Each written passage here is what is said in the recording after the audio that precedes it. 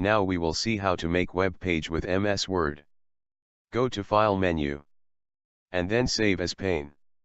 And then select Browse option there and in Save as dialog box select Save as web page option in drop down menu. And then click Save button and web page of the document we made has been created.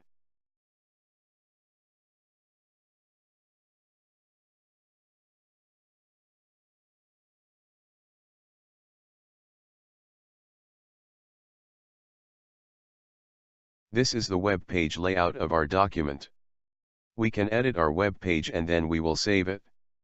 And then close it to open in browser and see how our web page looks like.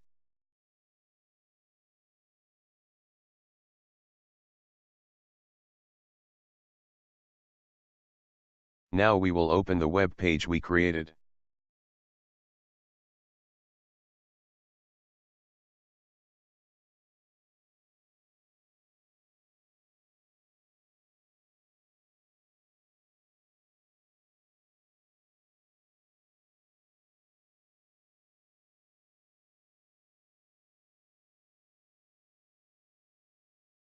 We can see that the link we created earlier are working in the browser.